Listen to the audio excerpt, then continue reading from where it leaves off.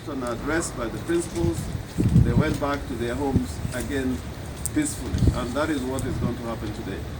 I have tried to reach out to commanding officers in the police to try and ensure that they abide by today's court order, because the judge has said that they must offer protection to the protesters, not to do anything else, but to offer protection to the protesters.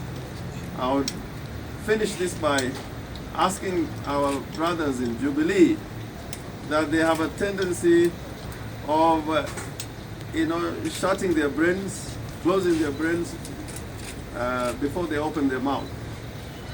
And you can see what they have been saying before in regard to the court order, that we have been stopped from doing demonstrations. You see a police officer who can read a court order and cannot make sense out of that court order. And is a senior police officer, a police officer who cannot understand what a court order says, is for dismissal rather than for retention in the police force. Because, many times they are required to enforce court orders. And this is completely unfortunate. Now, we are going to have jackets like this, our peace marshals. This is what we have tried to do before.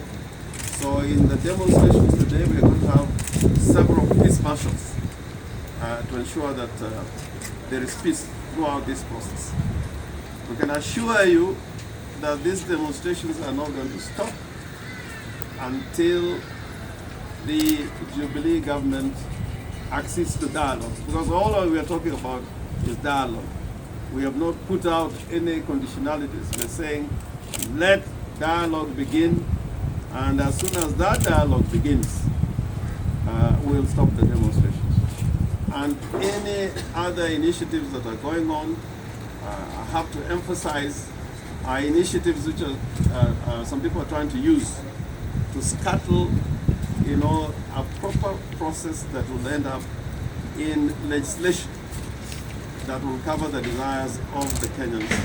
And particularly from our perspective, we want anything that goes to Parliament to be fully